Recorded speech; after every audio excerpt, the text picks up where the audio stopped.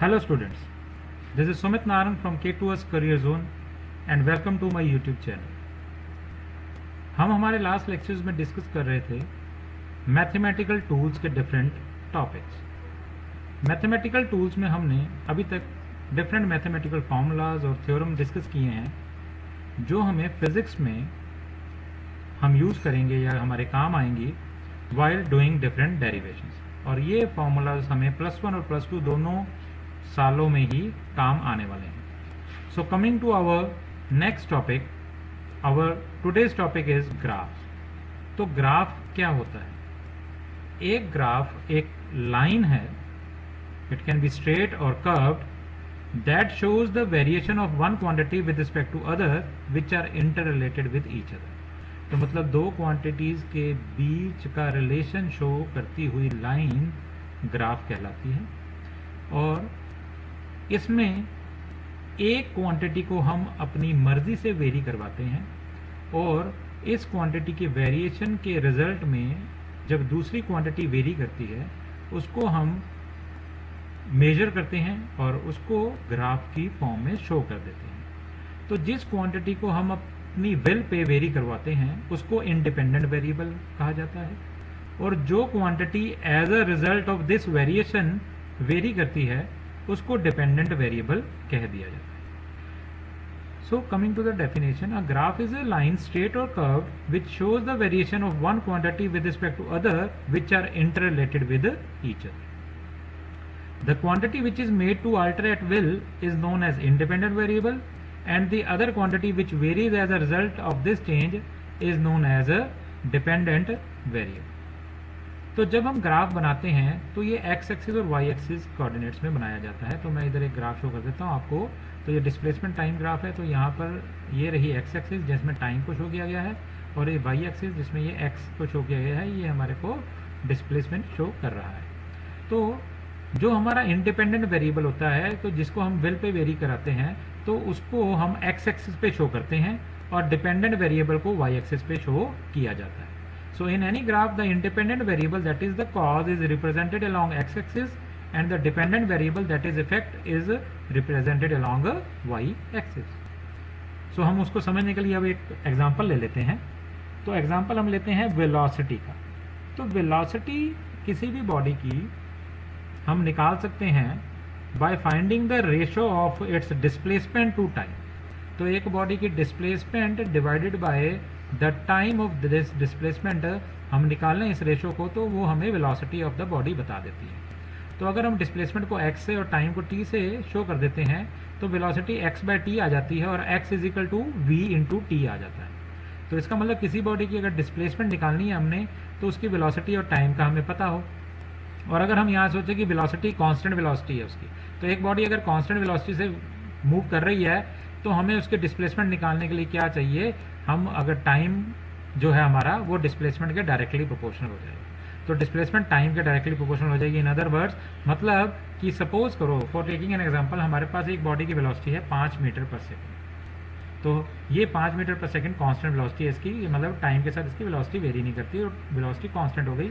तो इसकी डिस्प्लेसमेंट जो है वो टाइम पे डिपेंड करेगी। अगर मैं इस बॉडी को स्टडी करने लग गया, तो जब मैंने इसको स्टडी करना शुरू किया उस टाइम पे मैंने इसकी पोजीशन यहाँ पे माप ली, तो इसकी डिस्प्लेसमेंट क्या है, अभी 0 है, वो स्टार्टिंग पॉइंट पे ही है, और टाइम भी मैंने 0 माप लिया। तो अब मेरे पे डिपेंड करता है मैं इस बॉडी को after every 2 seconds, after every 3 second, 4 second, 5 second कब इसको मैं चेक करता हूँ। तो अगर सपोज करो मैं हर 2 सेकेंड इंटरवल के बाद इसको चेक करता हूँ तो इसकी डिस्प्लेसमेंट क्या होगी। अगर ये 5 मीटर पर सेकेंड की स्पीड से चल रही है तो 1 सेकेंड में 5 मीटर और 2 सेकेंड में ये 10 मीटर दूरी पे होगी, मतलब इधर से इसका डिस्प्लेसमेंट का इंटरसेप्ट यहाँ पे 10 होगा। और अगर यही मैं 2 सेकेंड नहीं, अगर मैं इसको हर 4 सेकेंड बाद देखूँ तो 4 सेकेंड बाद ये कहाँ पे होगी, तो 4 सेकेंड बाद ये 20 मीटर पे होगी। तो अल्टीमेटली ये टी जो है वो इंडिपेंडेंट है, तो मेरी विल पे होगा कि हम 1 सेकेंड बाद बॉडी को चेक करना चाहते हैं, 2 के बाद, 3 के बाद। और ये जो इंडिपेंडेंट वेरिएबल एक्स होगा डिस्प्लेसमेंट, ये डिपेंड करेगा कि कितने टाइम बाद आप बॉडी को चेक कर रहे हैं। तो अगर वेलोसिटी कांस्टेंट है, if v is taken as constant then x is directly proportional to t। Here time is independent variable क्योंकि टाइम हम डिसाइड करेंगे, and x that is displacement is dependent variable, so t is plotted along x axis and x is plotted along y axis. तो t को x axis के along plot किया जाएगा और x को y एक्सिस के along plot किया जाएगा। तो अल्टीमेटली हमारे पास ये ग्राफ बन जाएगा। नाउ यूजेस ऑफ ग्राफ, तो यूज क्या है ग्राफ का? तो शेप ऑफ ग्राफ हमें क्या बता रही है? It gives us the clear idea about the relation between the two quantities. तो हमें ये रिलेशन बिटवीन टू क्वांटिटीज का क्लियर आइडिया दे देती है कि ये डायरेक्टली प्रोपोर्शनल है या इनवर्सली प्रोपोर्शनल है। अभी आप आगे भी देखोगे कि डिफरेंट शेप्स ऑफ ग्राफ हमें कुछ आइडिया दे देती हैं कि दोनों टर्म्स किस तरह से रिलेटेड हैं। Slope of the graph and its intercept on the X and Y axis gives us the value of physical quantity. तो इसकी स्लोप और इंटरसेप्ट हमें एक्स वाई पे फिजिकल क्वांटिटीज की वैल्यू बता देता है। जैसा मैंने आपको बोला कि अगर 2 सेकंड बाद आपने देखना है कि उसकी डिस्प्लेसमेंट कितनी है, तो यहाँ से 1 और 2 सेकंड पे इंटरसेप्ट से ऊपर एक परपेंडिकुलर लाइन खींच दो, तो ये पॉइंट की इंटरसेप्ट इधर है 2 सेकंड, और इसी पॉइंट का अगर वाई पे इंटरसेप्ट देखोगे तो जितना आएगा वो हमें डिस्प्लेसमेंट बता देगा। तो इधर डिस्प्लेसमेंट इसका इंटरसेप्ट, इधर टाइम, तो ये टाइम मतलब अगर 2 सेकंड आता है और इधर जितना भी आता है तो वो हमारी डिस्प्लेसमेंट की वैल्यू बता देगा कि 2 सेकंड बाद कितना डिस्प्लेस हुआ है हमारा ऑब्जेक्ट। तो a graph helps us in identifying the accuracy of experimental data. तो एक्सपेरिमेंटल डाटा को भी हम उसकी एक्यूरेसी भी ग्राफ के हेल्प से चेक कर सकते हैं। Graph helps us to find out the mean value easily from large number of observations. तो ग्राफ का यूज मीन वैल्यू निकालने में भी किया जाता है। तो ग्राफ्स हम आगे चल के काफ़ी यूज़ करते हैं, हम ग्राफिकल रिप्रेजेंटेशन करते हैं, डिस्प्लेसमेंट की भी +1 में भी ग्राफ्स हम यूज़ करेंगे। सो सम ग्राफ्स ऑफ वेरियस इक्वेशंस। तो डिफरेंट इक्वेशंस कैसा ग्राफ शो करती हैं, कुछ पर्टिकुलर इक्वेशंस है जो हमें बता देती हैं कि इनका ग्राफ किस तरह से बनेगा। तो देर आर सर्टेन इक्वेशंस, तो हम उनमें से कुछ इक्वेशंस डिस्कस कर लेते हैं। Equation y is equal to M X. तो यहाँ पे y और x वेरिएबल हैं, तो x जो है वो इंडिपेंडेंट वेरिएबल हो गया, y एक डिपेंडेंट वेरिएबल। तो x जब वेरी करेगा तो y भी उसके अकॉर्डिंगली वेरी करेगा। तो इन दोनों का ग्राफ किस तरह होगा? अगर इस फॉर्म का कोई ग्राफ आए y is equal to M X, तो ये एक स्ट्रेट लाइन ग्राफ शो करता है, और ये स्ट्रेट लाइन ग्राफ ओरिजिन से शुरू करता है। तो ये रहा हमारे पास ओरिजिन से शुरू किया हुआ graph, it is a straight line graph. तो ये स्ट्रेट लाइन है, और यहाँ पर ये OA लाइन रिप्रेजेंट करती है y is equal to M X equation को, और ये लाइन एंगल बना रही है थीटा, और m जो है ये स्लोप ऑफ लाइन कहलाती है। और स्लोप ऑफ लाइन क्या होती है? Tan of this angle. तो ये लाइन जो एंगल बना रही है हॉरिजॉन्टल लाइन से, इसको स्लोप ऑफ लाइन कहा जाता है, और tan of theta is known as slope. और यहाँ पे y is equal to M X में ये m जो है ये स्लोप ऑफ लाइन होता है। एक और इक्वेशन हो सकती है y is equal to M X plus C. तो यहाँ पर y फिर से डिपेंडेंट और x इंडिपेंडेंट, m फिर से स्लोप है, लेकिन c इंटरसेप्ट आ गया है। तो ये वाला ग्राफ जो है वो एक स्ट्रेट लाइन होगा, लेकिन it will not start from origin. c जो है इंटरसेप्ट है y पे। तो ये देखो x की वैल्यू जब 0 पुट कर दोगे तो ये वाली टर्म 0 हो जाएगी, तो y c हो जाएगा। तो मतलब x जब 0 होगा तो y c होगा। तो x जब 0 होगा तो x 0 कहाँ होगा? यहाँ पे स्टार्टिंग में ओरिजिन में। तो x 0 होगा तो y कितना होगा? c। तो ये c है, ये कितना इंटरसेप्ट है। तो ये b c जो लाइन है ये कैपिटल C है बेटा, इंटरसेप्ट की वैल्यू स्मॉल सी थी। तो BC लाइन जो है ये इसकी स्ट्रेट लाइन को शो करेगा। Again the slope will be m। तो स्ट्रेट लाइन है, लेकिन ये ओरिजिन से जो नहीं शुरू करती, क्योंकि इसका ये पास इंटरसेप्ट C है। ये स्ट्रेट लाइन है जो ओरिजिन से शुरू करेगी, इसके बाद इंटरसेप्ट कुछ नहीं है, 0 है। ठीक है जी। तो ये 2 इक्वेशन हो गई। Our next equation is y is equal to M X minus C. तो वहां पे एम एक्स प्लस सी था, यहाँ पे माइनस सी हो गया। फिर से क्या हुआ? x को 0 पुट करो तो y माइनस सी आ जाएगा। It will again a straight line, लेकिन इधर y पे जो इंटरसेप्ट था वो आ जाएगा minus C, not plus C. तो ये नेगेटिव y पे एक्सिस पे शुरू होगा। तो ये y एक्सिस यहाँ से 0 से ऊपर पॉजिटिव और नीचे नेगेटिव होता है, राइट में पॉजिटिव और लेफ्ट में नेगेटिव होता है ग्राफ। हमेशा ऊपर पॉजिटिव y, इधर पॉजिटिव x, नीचे नेगेटिव y, इधर नीचे नेगेटिव y और इधर नेगेटिव x। तो इस तरफ लेफ्ट हैंड साइड पे नेगेटिव x। तो y पे नेगेटिव c जो है वो इंटरसेप्ट होगा, तो नीचे से शुरू करेगा हमारे ओरिजिन से d से। तो DE इसकी एक स्ट्रेट लाइन होगी, और फिर से इसके बाद स्लोप m ही होगी। तो ये एंगल जो है हॉरिजॉन्टल के साथ ये लाइन एंगल, बेशक ये वाला एंगल ले लो आप या ये वाला, तो ये हॉरिजॉन्टल या ये हॉरिजॉन्टल का एंगल थीटा ही बनाएगा। तो इसकी स्लोप फिर से m होगी विच इज tan थीटा, लेकिन इधर इसका इंटरसेप्ट जो होगा वो माइनस c होगा। y is equal to minus M X plus C. तो minus M X plus C, यहाँ पे देख रहे हैं वाई पे इंटरसेप्ट तो सी है, प्लस सी है, तो इसका मतलब जब एक्स जीरो हो जाएगा तो ये जीरो हो जाएगी पूरी टर्म, तो वाई सी हो जाएगा, लेकिन अब ये स्लोप नेगेटिव हो जाएगी माइनस एम। तो माइनस एम का मतलब है ये एक डिक्लाइनिंग कर्व होगा, तो एफ सी होगा, स्ट्रेट लाइन ही, लेकिन ये एफ जी लाइन शो करेगी इसको, एफ से जी, तो एफ जी लाइन शो कर रही है ये। और यहाँ पर जो स्लोप है वो माइनस एम है, तो वो फिर से टेन थीटा होगी, लेकिन एंगल ये थीटा इधर वाला है, तो एंगल थीटा ये है, तो स्लोप इज माइनस एम। तो y is equal to minus M X C में स्लोप नेगेटिव है और इंटरसेप्ट पॉजिटिव सी है। There are another equations, Y square is equal to K X और Y square is equal to minus K X या X square is equal to K Y. तो जो हमारा dependent, तो Y square is equal to K X, तो ये independent variable की single power है और इंडिपेंडेंट की स्क्वायर है। तो जब कुछ ऐसा हमारे पास इक्वेशन आता है कि एक वेरिएबल की स्क्वायर पावर दूसरे की सिंगल पावर से वेरी करती है, तो ये इक्वेशन एक पैराबोलिक इक्वेशन बनाती है। तो पैराबोलिक इक्वेशन ये जैसी इक्वेशन है Y square is equal to K X या Y square is minus K X, X square is equal to K Y, तो ये सिंगल टर्म है, एक तरफ स्क्वायर वाली टर्म है, दूसरी तरफ एक सिंगल टर्म ही है। तो हमारे पास ये एक सिमेट्रिकल पैराबोलिक कर्व बनता है। तो ये एक सिमेट्रिकल पैराबोलिक कर्व बनता है। तो वाई स्क्वायर के एक्स कैसा बनता है, हमारे पास ये फिगर 5a दिखा रही है, तो ये एक्स एक्सिस के अराउंड ये देखो ये पैराबोला बन जाएगा। तो ये रहा एक सिमेट्रिकल पैराबोलिक। तो ये इक्वेशन है Y square is equal to K X, और अगर यही Y square is equal to minus K X होगा तो माइनस एक्स के अराउंड ये सिमेट्रिकल बन जाएगा। तो ये इक्वेशन नंबर 2 का 5b हमें ग्राफ शो करता है। और X square is equal to K Y होगा, तो एक्स के ये वाई के अराउंड अब एक पैराबोलिक इक्वेशन बनेगा, तो X square is equal to K Y, तो ये रहा। तो वैसे ही X square is equal minus K Y बनेगा, तो ये नीचे की ओर बन जाएगा। तो इस तरह से ये हमें स्क्वायर जो है वो सिंगल पावर के अकॉर्डिंगली वेरी कर रहा है। तो ये, और यहाँ पर कोई और टर्म नहीं है, सिर्फ एक स्क्वायर और एक सिंगल वाई वाली टर्म है, तो ये एक सिमेट्रिकल पैराबोलिक बनता है। कुछ ऐसी इक्वेशंस भी होती हैं जिसमें y is equal to A X plus B X square, तो सिंगल पावर जो है एक की दूसरे के स्क्वायर से भी वेरी कर रही है और उसमें ऐड हो रहा है सिंगल पावर वाला भी, तो ये भी एक पैराबोलिक इक्वेशन ही शो करता है। तो y is equal to A X plus B X square भी एक पैराबोलिक ही शो करता है, लेकिन ये अब सिमेट्रिकल पैराबोलिक नहीं होगा, ये एसिमेट्रिक पैराबोलिक होगा। तो ये इक्वेशन हमारे पास कुछ इस तरह का ग्राफ शो करती है। अगर दोनों ही a और b पॉजिटिव हैं तो हमारे पास ग्राफ ये a वाला बनेगा, ये रहा। लेकिन अगर a पॉजिटिव और b नेगेटिव है तो हमारे पास ग्राफ कुछ इस तरह का बनेगा। तो एक बार कुछ ऐसा ग्राफ भी बन सकता है, अगर a नेगेटिव और b पॉजिटिव हो तो कुछ y के राउंड इस तरह ग्राफ भी हमारा बन सकता है। तो अल्टीमेटली ये डिफरेंट ग्राफ्स हमें बताते हैं कि ये इक्वेशंस किस तरह से ग्राफिकली रिप्रेजेंट की जा सकती है। एक इक्वेशन है X Y is equal to C, तो product of both the variable quantities is equal to C.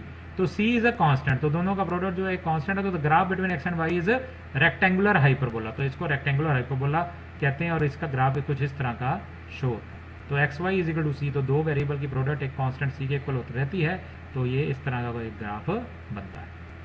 For equation X square plus Y square is equal to A square, तो दोनों quantities जो वेरिएबल है दोनों का अगर square किसी एक क्वांटिटी के स्क्वायर के इक्वल आता है तो ये वेरिएबल क्वांटिटीज हैं और ये ए स्क्वायर है, तो ये इक्वेशन एक सर्कल की शो करती है। तो ये एक सर्कल की इक्वेशन है, X square plus Y square is equal to A square, जहाँ पर ए जो है वो एक सर्कल का रेडियस है। तो अगर ए हम रेडियस लेकर के एक सर्कल ड्रॉ किया जाए तो इस सर्कल की इक्वेशन बनेगी X square plus Y square is equal to A square. एक इक्वेशन होती है X square by A square plus Y square by B square is equal to 1, और ये इक्वेशन एक एलिप्स की इक्वेशन होती है, तो एलिप्टिकल फिगर बनेगी। तो ग्राफ एक एलिप्टिकल फिगर बन जाएगी, इस तरह से एक एलिप्स बन जाएगा जहां पर x का इंटरसेप्ट a होगा, तो x पे a इंटरसेप्ट होगा और y पे b इंटरसेप्ट होगा। तो ये वाली साइड a होगी, इसको मेजर एक्सिस भी कह देते हैं एलिप्स की, तो ये half of the major axis है a और ये b होगा। तो X square by A square, तो a x के नीचे जो टर्म है वो x के ऊपर ये इंटरसेप्ट बना रही है और y वाली जो है वो y के ऊपर इंटरसेप्ट बना रही है।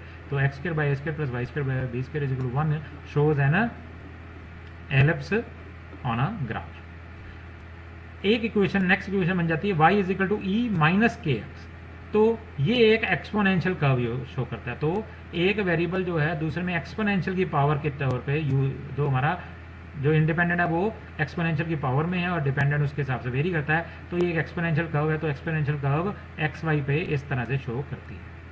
तो हमारे पास ये डिफरेंट फॉर्म्स ऑफ इक्वेशन है और उनकी ग्राफिकल रिप्रेजेंटेशंस थी। ये आप इसको स्टडी कर लीजिए। तो कई बार हमारे को जब हमारे पास डेरिवेशंस में इक्वेशंस आती हैं तो उसके उनको देखकर हम ये बता सकते हैं कि इनका ग्राफ किस तरह का दिखता हो।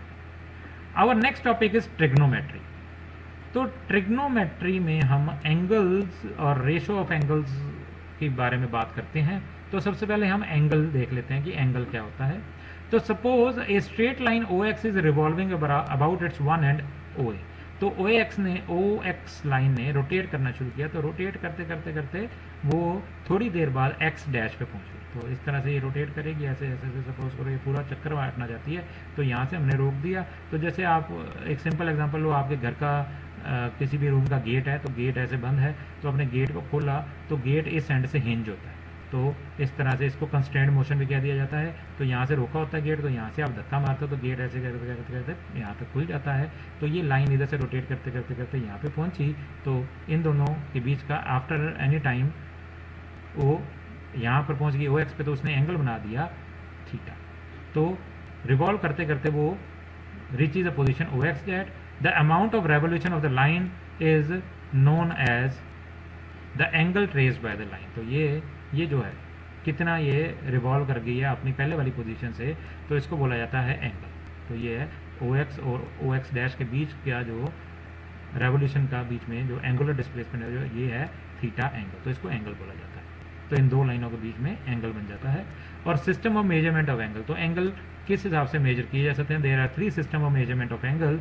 एक है सेक्साडेसिमल सिस्टम। तो सेक्साडेसिमल सिस्टम में हम डिफरेंट टर्म्स में एंगल को मेजर करते हैं। तो यहाँ पे राइट एंगल 90 डिग्री को राइट एंगल कहा जाता है। और 90 डिग्री मतलब जब ये एंगल डिग्री में मापा जाता है और 90 डिग्री को राइट एंगल कहा जाता है। और डिग्री 60 मिनट्स में मेजर की जाती है। तो हमारा एक राइट एंगल 90 डिग्री के इक्वल होता है और एक डिग्री वहाँ पे 60 मिनट्स के इक्वल होती है और 1 मिनट 60 सेकंड्स के इक्वल होता है। तो ये एंगल और टाइम आप आगे चल के भी यूनिट्स देखेंगे। तो एंगल के यूनिट्स अर्लियर यही देखे जाते थे, डिग्री, और डिग्री से छोटा यूनिट होता था मिनट्स और उससे छोटा यूनिट होता था सेकंड्स, जैसे टाइम में होते हैं। तो टाइम में भी मिनट्स और सेकंड्स लेते हैं हम, तो एंगल में भी मिनट्स और सेकंड्स का यूज़ होता है। इसीलिए एसआई यूनिट्स आगे चल के आप डिस्कस करेंगे कि एसआई यूनिट्स हमने टाइम के तो मिनट्स और टाइम के तो सेकंड्स ले लिए और वहाँ पे एंगल के हमने रेडियन ले लिए। तो सेक्साडेसिमल में तो अभी डिग्रीज मिनट्स और सेकंड में डिस्कस या मेजर किया जाता था एंगल।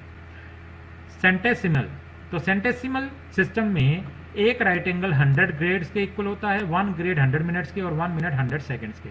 तो सेंटेसिमल सिस्टम हम काफ़ी कम यूज़ करते हैं और फिजिक्स में तो इसका यूज़ काफ़ी कम हो रहा है। हमारे जितना हमारा सिलेबस पॉइंट ऑफ व्यू से हमारे पास तो काफ़ी कम यूज़ होता है, लेकिन हो सकता है मैथमेटिक्स में ज़्यादा यूज़ हो। तो ये आपकी इन्फॉर्मेशन के लिए है कि सेंटेसिमल सिस्टम में एंगल जो है वो ग्रेड्स में होता है और 100 ग्रेड एक राइट एंगल बना देते हैं। 1 ग्रेड 100 मिनट्स से बना होता है और 1 मिनट 100 सेकंड से बना होता है और इनको इस तरह से एब्रीवेट किया जाता है। तो मिनट को सिंगल डैश से और सेकंड को डबल डैश से शो करते हैं।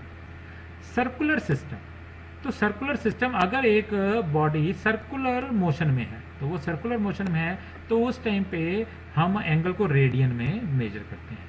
तो अगर सपोज करो एक बॉडी ए पे है और वो सेंटर के अराउंड ओ के अराउंड अगर सर्कुलर मोशन में करते करते वो बी तक पहुंच गई तो ये कितना एंगल बनाएगी, ये हम रेडियन में मेजर करते हैं। तो 1 रेडियन एंगल कितना होता है?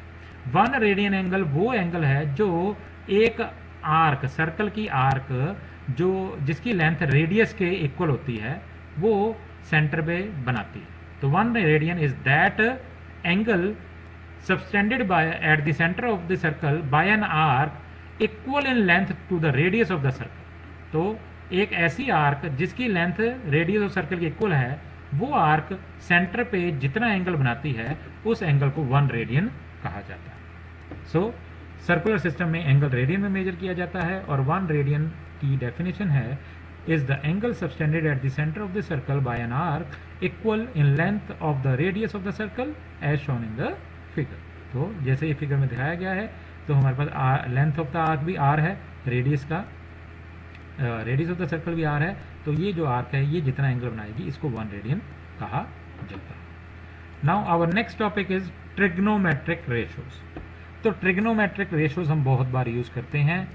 तो यहाँ पर हम एक राइट एंगल ट्रायंगल कंसीडर कर लेते हैं और राइट एंगल ट्रायंगल में डिफरेंट साइड्स की रेशोज को ट्रिग्नोमेट्रिक रेशोज की फॉर्म में लिखा जाता है। तो एक राइट एंगल ट्रायंगल OPM हमने ड्रॉ कर ली है और यहाँ पे longest side of the triangle, right angle triangle is known as hypotenuse, और इधर एक साइड है परपेंडिकुलर और दूसरी साइड है base.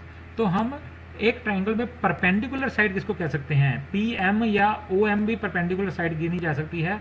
It will depend upon the angle which we are considering. तो राइट एंगल ट्रायंगल में एक एंगल तो 90 होता है, ठीक है, एक एंगल 90 होता है और बाकी दो बचे हुए एक्यूट एंगल्स होते हैं। और जो एंगल को हम कंसीडर करते हैं, अगर मैं इधर थीटा को कंसीडर करने वाला हूँ ट्रिग्नोमेट्रिक रेशियोज में, तो इस एंगल के बिल्कुल सामने वाली साइड हो जाएगी मेरे लिए परपेंडिकुलर और इसके साथ वाली बेस। तो जिस एंगल को हम कंसीडर करेंगे वो दो लाइनें जो होंगी वो हाइपोटेन्यूज और बेस होंगी जिनमें वो एंगल बन रहा हो। तो अगर ये वाला एंगल आप यूज करेंगे, सपोज इसको अल्फा मान लो आप, अगर ये एंगल कंसीडर करोगे आप अल्फा इधर वाला, तो अल्टीमेटली ये साइड OM को आप परपेंडिकुलर ले लोगे और PM को उस टाइम पे बेस ले लोगे। तो अभी हम थीटा कंसीडर करते हैं। तो trigonometric ratio, certain trigonometric ratios हम डिस्कस कर लेते हैं। साइन थीटा, तो sine theta SINE theta, sine theta is equal to the ratio of perpendicular to hypotenuse. तो परपेंडिकुलर और हाइपोटेन्यूज की रेशियो को साइन ऑफ थीटा लेते हैं। ऐसे ही कोसाइन थीटा होता है, कोसाइन थीटा होता है रेशियो ऑफ बेस, तो बेस को स्मॉल b से शो कर दिया, तो बेस अपॉन हाइपोटेन्यूज, तो B upon H that is OM upon OP। एक होता है tangent theta, tangent theta ratio होता है परपेंडिकुलर अपॉन बेस, तो परपेंडिकुलर अपॉन बेस की रेशियो को टेंजेंट थीटा कह दिया जाता है। कोटेंजेंट थीटा होता है बेस अपॉन परपेंडिकुलर, तो टेंजेंट का इनवर्स ही होता है कोटेंजेंट, तो कोटेंजेंट थीटा होता है बेस अपॉन परपेंडिकुलर। वहीं पे सीकेंट थीटा होता है हाइपोटेन्यूज अपॉन बेस, तो कोसाइन थीटा था बेस अपॉन हाइपोटेन्यूज और सीकेंट थीटा हो गया hypotenuse upon base. Cosecant theta होता है ratio of hypotenuse to perpendicular, तो हाइपोटेन्यूज अपॉन परपेंडिकुलर की रेशियो को बोला जाता है कोसीकेंट थीटा। और इनकी डिफरेंट एब्रीवेशंस है, तो हम sine theta, cosine theta, tangent theta ऐसे नहीं बोलते हैं या ऐसे नहीं लिखते, हम साइन थीटा SINE की जगह SIN लिख देते हैं साइन थीटा, को साइन थीटा की जगह कॉस थीटा लिख दिया जाता है, टेन थीटा की जगह, टेंजेंट थीटा की जगह टेन थीटा, को टेंजेंट की जगह कोट थीटा, सीकेंट की जगह सेक थीटा, तो बोला सीकेंट थीटा ही जाता है, लिखा जाता है SCC थीटा, और कोसीकेंट की जगह कोसेक थीटा लिख दिया जाता है और कोसीकेंट थीटा ही बोला जाता है। तो these are the different abbreviations which are used for these trigonometric ratios. Some fundamental trigonometric ratio relations. तो ट्रिग्नोमेट्रिक रिलेशंस हम डिस्कस कर लेते हैं। तो डिफरेंट ट्रिग्नोमेट्रिक रिलेशंस क्या होते हैं? टैन थीटा, तो टेंजेंट थीटा या टैन थीटा जो होता है वो इक्वल होता है साइन थीटा और कॉस थीटा की रेशियो, साइन बाय कॉस, तो sine theta by cos theta is tan theta. Cosecant theta जो होता है वो 1 बाय साइन थीटा होता है, मतलब साइन थीटा का इनवर्स जो होता है वो कोसेकेंट थीटा होता है। सेकेंड थीटा होता है 1 by cos theta, cot theta होता है 1 बाय टैन थीटा, और फॉर्मूला एक रिलेशन है sine square theta plus cos square theta is equal to 1।